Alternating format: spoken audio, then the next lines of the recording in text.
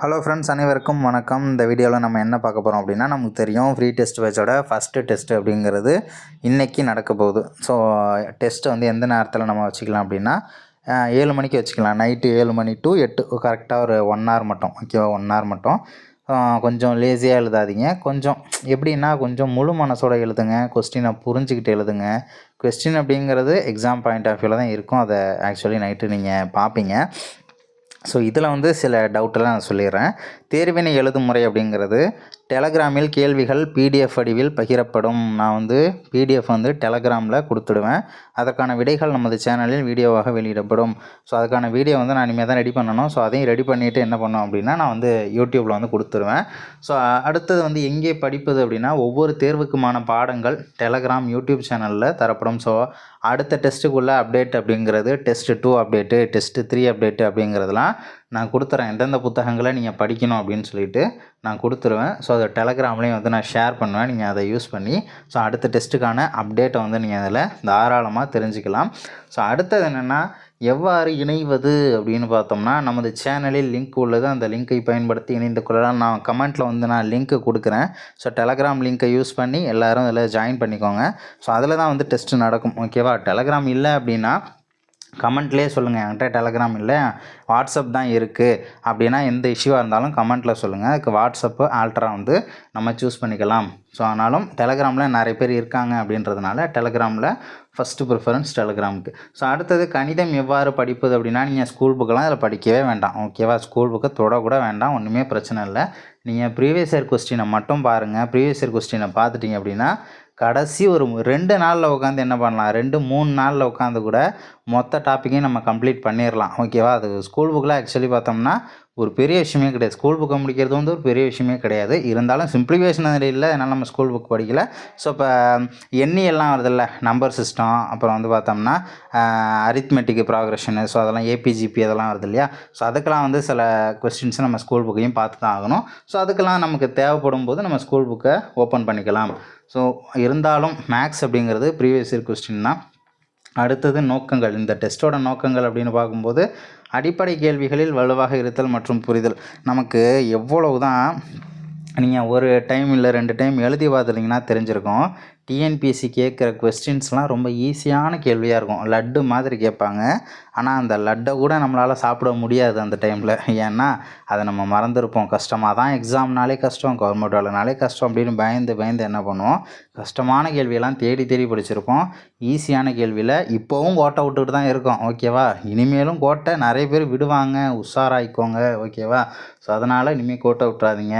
அடிப்படை கேள்விகளில் வலுவாக இருத்தல் மற்றும் புரிதல். என்ன எக்ஸாமில் கேட்குறாங்கன்ற ஒரு புரிதல் இருக்கணும்ல. ஸோ அது இந்த எக்ஸாமில் உங்களுக்கு நான் தாராளமாகவே நிறைய விஷயங்களை சேர்த்து தான் கொடுத்துருக்கேன். தேர்வு நோக்கில் மட்டும் கேள்விகளை தயார் செய்தல். எனக்கு கேள்வி கேட்கணுன்னு வச்சுக்கோங்களேன்.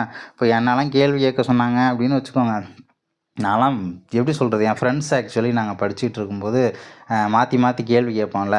ஆக்சுவலி நான் ஈஸியாக தான் கேட்பேன். இருந்தாலும் வந்து இன்னும் கஷ்டம் வச்சுக்கோங்களேன். நான் கேட்குற கேள்விக்கெல்லாம் பதிலே சொல்ல முடியாது. எல்லாம் மண்டையை சொரிய ஆரம்பிச்சிருவாங்க. அதேமாரி மற்றவங்க கேட்டாலும் நான் வந்து எல்லாத்துக்கும் சொல்லிடுவேன்னு சொல்ல முடியாது. நானும் மண்டையை சொரிய ஆரம்பிச்சிடுவேன். அந்த மாதிரியெல்லாம் இங்கே கேள்வி இருக்காது. எக்ஸாமுக்கு என்ன கேட்பாங்க அவ்வளோதான். இப்போவுமே வந்து பார்த்தோம்னா முகப்புரை எந்த நாட்டிலிருந்து எடுக்கப்பட்டது, இந்த மாதிரி கேள்விகள் தான் நிறைய கேள்விகள் வரும். சில கேள்விகள் மட்டும் ட்விஸ்ட் வைப்பாங்க. அவங்க ஃபுல்லாகவேலாம் ட்விஸ்ட் வைக்க மாட்டாங்க. தேவைப்படும் போது மட்டும் கொஞ்சம் ட்விஸ்ட்டு அப்படின்றது இருக்கும். ஸோ அந்த ட்விஸ்ட்டு இதுலேயும் இருக்கும், அங்கங்கே இருக்கும். பேலன்ஸில் எல்லாமே அடிப்படையான கேள்விகள் தான். ஸோ அடுத்தது பதிய வைத்தல். நிறைய வீடியோஸ்லாம் பார்த்துருப்பீங்க, நிறைய ஷார்ட்கட் இருந்திருக்கும். ஸோ அது எல்லாத்தையும் என்ன பண்ணுங்கள், அப்பப்போ ஃப்ரீ டைம் கிடச்சிது அப்படின்னா தாராளமாக நீங்கள் ரிவைஸ் பண்ணி வச்சுக்கோங்க. ரிவிஷனுக்கு அதிக முக்கியத்துவம் கொடுங்க. ஓகேவா, ஸோ அடுத்தது என்ன அப்படின்னா புதிய பாடத்திட்டத்தின்படி தேர்வுகளை தயார் செய்து எளிமையாக்குதல். புதிய பாடத்திட்டம் நமக்கு தெரியும். ஆக்சுவலி தமிழ் கொஸ்டின் என்னால் எடுக்கவே முடியலை, புத்தகத்துலேருந்து எடுக்கவே முடியலை. ஏன்னா நான் படிக்கும்போது கிட்டத்தட்ட ஒரு டேர்முக்கு ஒரு 1000 கேள்வி படித்தேன்னு வச்சுக்கோங்களேன். இந்த சிலபஸை பேஸ் பண்ணால் என்னால் ஒரு 200 கொஷின் தான் எடுக்க முடியும் போல். கிட்டத்தட்ட 800 கொஷின் என்னால் எப்படி சொல்கிறது, சிலபஸில் இல்லைங்கும்போது என்னால் அதை எடுக்கவே முடியலை. ஓகேவா, அப்படி பார்க்கும்போது உண்மையாகவே சொல்கிறேன், நீங்கள் ரொம்பவே கொடுத்து வச்சவங்க. இப்போ இருக்கிற ஆக்சுவலி இந்த சிலபஸ் வந்து கட் ஆஃப் கொஞ்சம் ஏற்றி விடுந்தான். ஆனால் இந்த டைம் என்ன தெரியுமா ஒரு ரகசியம் அப்படின்னா, இந்த டைம் வந்து குழம்பிய குட்டை தான். டிஎன்பிஎஸ்சியில் குழப்பங்கள் வந்துச்சுன்னு வச்சுக்கோங்க, அதை நினச்சி மட்டும் நம்ம சோர்வாகக்கூடாது. குழப்பம் வந்துச்சுன்னு நான்லாம் படிக்கும்போது ஆக்சுவலி இந்த மாதிரியெல்லாம் ஏதாவது ஒரு குழப்பங்கள் வந்துச்சுன்னு வச்சுக்கோங்களேன், அந்த டைமில் நிறைய பேர் படிக்காமல் இருப்பாங்க. அண்ணா என்னடா நீங்கள் சிலபஸை மாற்றுறீங்க, இப்படி பண்ணுறீங்க, படிக்கிறதுக்கே பிடிக்க மாட்டுது அப்படின்னு சொல்லிட்டு நிறைய பேர் விட்டுருவாங்க. நான் என்ன பண்ணுவேன், உண்மையை சொல்லணும்னா நான் அந்த நேரத்தில் தான் உட்காந்து படிக்கவே ஆரம்பிப்பேன். எல்லோரும் அந்த டைமில் படிக்காமல் இருப்பாங்க, நம்ம அந்த நேரத்தில் உட்காந்து படிச்சிருவோம் அப்படின்னு சொல்லிட்டு. ஸோ அந்த மாதிரி யூஸ் பண்ணிக்கோங்க. ஏன்னா குழம்பிய குட்டையில் மீன் பிடிக்கிறது ரொம்ப ரொம்ப ரொம்ப ஈஸியான விஷயம். ஈஸியாக அடிச்சுட்டு போயிடலாம். நிறைய பேர் உள்ளேயே வர மாட்டாங்க, என்னன்னே தெரியாமல் பயந்துக்கிட்டு வெளியிலே நின்றுக்கிட்டு இருப்பாங்க. ஈஸியாக ஓடி போயிருங்க. ஓகேவா? ஸோ அடுத்தது, கேள்விகள் எதனை அடிப்படையாக கொண்டது? புத்தகங்கள் மற்றும் முந்தைய வினாக்கள். முந்தைய வினாக்கள்னால் ஜிஎஸ்க்கு வந்து முந்தைய வினாக்கள்லாம் பெருசாக போகாது. ஜிஎஸ் ஜென்ரல் ஸ்டடீஸை பொறுத்தவரை நம்ம வந்து ஸ்கூல் புக்கை வச்சு தான் எடுக்க போகிறோம். ஸ்கூல் புக்கு ப்ளஸ்ஸு தேவைப்படுறது பாலிட்டிக்கு மட்டும், ஓவராலாக பாலிட்டிக்கு மட்டும் கொஞ்சம் வெளியில் தான் போய் ஆகணும். ஓகேவா? வெளியில் அப்படின்னா கொஞ்சம் புக்கை சுற்றி அந்த லக்ஷ்மிகாந்த் இருக்கு இல்லையா, ஸோ அங்கங்கே அதை பேஸ் பண்ணி சில ப்ரீவியஸ் இயர் கொஸ்டின்லாம் நிறைய கேட்டிருக்காங்க. எல்லாம் ரியாலிட்டியாக நடக்கிறது தான், நீ மட்டும் ஏன் அப்புறம் அவுட் ஆஃப் புக்கு போகிற அப்படின்லாம் கிடையாது. ப்ரீவியஸ் இயர் கொஸ்டின் அதை மட்டும், அதுக்கும் ஷார்ட்கட்டாக நிறையவே சொல்லியிருப்பேன், அதெல்லாம் நோட் பண்ணிக்கோங்க. ஓகேவா? அடுத்தது என்னென்னா, மேக்ஸுக்கு ஃபுல்லாகவே நம்ம ப்ரீவியஸ் இயர் கொஸ்டினை பேஸ் பண்ணி தான் போக போகிறோம். ஸோ அடுத்தது என்னென்னா, அரசு பணியினால் என்ன ஆதாயங்கிறத நீங்கள் தெரிஞ்சுக்கோங்க. 10க்கு இப்போ 8th பே கமிஷன் வேறு போட போகிறாங்களாம். சேல்ரி பார்த்திங்கன்னா இப்போ அடிப்படை ஊதியம் 18,000 அப்படின்னு சொல்லிட்டு சென்ட்ரல் கவர்மெண்ட்டில் இருக்குதாமா. ஓகேவா? 18,000 தான் அடிப்படை ஊதியம், மினிமம் கொடுக்கணும் அப்படின்னு சொல்லிட்டு 41,000 மாற்ற போகிறாங்களாம். பார்த்துக்கோங்க. அப்படின்னா இப்போ எனக்கு நான் வாங்குகிற சேல்ரி வந்து 32, பிடித்தம்லாம் போக 27 என் கைக்கு கிடைக்கும். 27,600 700 கிட்ட கிடைக்கும். ஓகேவா? இப்போது பே கமிஷன் வந்துச்சுன்னு வச்சுக்கோங்களேன், என்னோடய சேல்ரி எங்கே போகும் அப்படின்னா 44 45 கிட்ட போயிடும். எங்கே இருக்குது பாருங்கள், 45 44 போச்சு அப்படின்னா இன்னும் கொஞ்சம் நான் கொஞ்சம் அப்டேட் ஆகிடுறேன்ல. ஸோ இந்த மாதிரி விஷயத்தையும் தெரிஞ்சுக்கோங்க, ரொம்ப முக்கியமானது. இந்த மாதிரிலாம் சேல்ரிலாம் டக்குலாம் ஏற்ற மாட்டாங்க. ஒழுங்காக ஓடி போயிருங்க. வேலை இல்லை, வீட்டில் சப்போர்ட் பண்ணல, அம்மா திட்டுறாங்க, அப்பா திட்டுறாங்க, கல்யாணம் பண்ணணும் அப்படி இப்படிலாம் புலம்பாமல் கொஞ்ச நாள் தான், வந்தால் மழை, போனால் அடுத்தது உங்களுக்கே தெரியும். அந்த மாதிரி விட்டுட்டு போயிட்டே இருக்கணும். ஓகேவா? எதுக்குமே பயப்படக்கூடாது. இருந்தோம் செத்தோம்லாம் கிடையாது. இருந்தாண்டா ஒருத்தன் கவர்மெண்ட் வேலை வாங்கணும்னு ஆசைப்பட்டான்டா, அதுக்கப்புறம் செத்து போயிட்டான்டா அப்படி கூட சொல்லிட்டு போட்டோம் நம்மளை. இருந்தாண்டா ஆசை மட்டும்தான்டா பட்டான், ஒன்றுமே பண்ணலடா அப்படின்னு நம்மளை யாரும் சொல்லிடக்கூடாது. இருந்தாண்டா கஷ்டப்பட்டான்டா, கிடைக்காம போச்சுனாலும் இங்கே பிரச்சனை இல்லை, அதுக்காக கஷ்டப்பட்டான்ற ஒரு வார்த்தை இருக்கணும் நமக்கு. ஓகேவா? அதை மறந்துடாதீங்க. அதுதான் நமக்கு வந்து ரொம்ப முக்கியம். அதனால் தயவு செஞ்சு சொல்கிறேன், இந்த டைம் ஈஸியாக சொல்கிறேன், ஓடி போயிடுங்க ஒழுங்காக. அடுத்து, தேர்வு எழுதும் முன் கவனத்தில் கொள்ள வேண்டியவை. நான் முதல் மதிப்பெண் பெறுவேன் அப்படின்னு ஒரு தாட் இருக்கணும். நான் மட்டும்தான் எடுப்பேன் அப்படின்றது கிடையாது. சூர்யா சொல்கிற மாதிரி என்னால் முடியும், என்னால் மட்டும்தான் முடியுங்கிறது தலைக்கணம் அப்படின்றதெல்லாம் கிடையாது. தலக்கணம் இருக்கட்டும், தப்பு கிடையாது. நான் தான் ஃபஸ்ட்டு எடுப்பேன்னு தலக்கணம் வச்சுக்கோங்க. சினிமாவில் சொல்கிற டைலாக் நம்ம ஏன் ஏற்றுக்கணும்? நான்லாம் இப்போ நிறைய எக்ஸாமுக்கு போனேன்னு வச்சுக்கோங்களேன். திருவாரூரில் ஆக்சுவலி டெஸ்ட் ஒன்று நடந்துச்சு எங்கள் ஊரில். நாங்கள் போய் எழுதினேன். கிட்டத்தட்ட 400 பேர் வந்திருந்தாங்க அந்த டெஸ்ட்டுக்கு, ஃப்ரீ டெஸ்ட்டுக்கு. நான் என்ன பண்ணேன், என்னடா இவ்வளோ பேர் வந்திருக்கீங்க, எப்பட்றா இவங்கள எல்லாரையும் நான் தாண்டுறது அப்படின்னு பார்த்தா, கடைசியில் டெஸ்ட்லேயே நான் தான் வந்து ஃபஸ்ட்டு டெஸ்ட்டில் செகண்ட் மார்க்கு, அடுத்த 4 டெஸ்ட்டில் நான் தான் ஃபஸ்ட்டு மார்க் எடுத்தேன். அதெல்லாம் வந்து எனக்கு கர்வமே வந்துச்சு அந்த டைமில். அது தலைக்கணமாகவே இருந்துட்டு போகட்டும், நான் தலைக்கணம் பிடிச்சவனாகவே இருக்கேன் அப்படின்னு கூட நினச்சிக்கோங்க, தப்பே கிடையாது. தலைக்கணமும் தேவை தான். ஓகேவா? ஸோ அடுத்து, என்னால் முடியுங்கிற ஒரு தாட்டு உங்களுக்குள்ளே இருக்கட்டும். கேள்வி எப்போதுமே எளிமை என்ற கண்ணோட்டத்தில் அணுக வேண்டும். நிறைய பேர் பண்ணுற தப்பு. ஸோ கவர்மெண்ட் எக்ஸாம்லாம் வந்து ரொம்ப கஷ்டமாக தான் இருக்கும். ஏன்னா கவர்மெண்ட் வேலை இல்லை, இது ப்ரைவேட்டு கிடையாதுப்பா, கவர்மெண்ட் வேலை ரொம்ப கஷ்டமாக தான் இருக்கும் அப்படின்னு சொல்லிட்டு மைண்டில் அப்படியே ஃபிக்ஸ் பண்ணிவிட்டு என்ன பண்ணுறது, ஈஸியான கேள்வியை கூட திருக்குறளை எழுதியவர் யார், திருவள்ளுவர்னு இருக்கும். இன்னும் திருக்குறளை எழுதுனது யாரா, என்னடா இப்படி கஷ்டமாக கேட்டிருக்கீங்கிற அளவுக்கு என்ன பண்ணுறது, நம்ம மைண்ட் செட்டை மாற்றிக்கிறோம். ஈஸியான தானே, இவ்வளோ தானே கேட்டிருக்கீங்க, இது தானா கேள்வி அப்படின்னு சொல்லிட்டு, கேள்வி கஷ்டமாகவே இருந்தாலும் சரி தான், இதெல்லாம் ஒரு கேள்வியாடா அப்படின்ற ஒரு தாட்டோடையே அட்டன் பண்ணுங்கள். ஸோ அடுத்தது, பயங்கிறது தேவையில்ல. பயம் வந்து என்னென்னா நம்மளை டவுன் பண்ணி விட்ரும். ஓகேவா? நம்மளை பிடிச்ச நம்மளே வச்சுக்கிற சூனியம் வந்து பயம்தான். ஓகேவா? அடுத்தது, அவசரப்படக்கூடாது. ஆர்வக்குளாரில் ஒரு கொஷினை பார்த்தோன்னே ஐயோ எனக்கு இது ஆன்சர் வேணும் டக்குன்னு அப்படி ஆன்சர் போடக்கூடாது. கொடுத்துருக்குற 4 ஆப்ஷனை பார்க்கணும். 4 ஆப்ஷனில் ஆப்ஷனில் என்ன இருக்குது, பியில் என்ன இருக்குது, சியில் என்ன இருக்குது, டியில் என்ன இருக்குது. எதுக்கு நமக்கு ஒரு நிமிஷம் எடுத்துலாம் டைம் பார்க்க போகிறது கிடையாது. ஜஸ்ட் அப்படியே ஒரு மேலாப்பில் பார்க்க போகிறோம் 4 ஆப்ஷன், அவ்வளோதான். நம்ம அதை படிக்க கூட போகிறது கிடையாது. 4 ஆப்ஷனையும் பாருங்கள், பார்த்துட்டு தான் நம்ம முடிவு பண்ணணும். ஏன்னா ஏதோ ஒரு ஆப்ஷனில் அனைத்தும்னு வச்சுருப்பாங்க. ஓகேவா? ஏதோ ஒரு ஆப்ஷனில் ஏதும் இல்லை அப்படின்னு வச்சுருப்பாங்க. ஓகேவா? ஸோ அதனால் வந்து 4 ஆப்ஷனையுமே பார்க்கணும் நீங்கள்.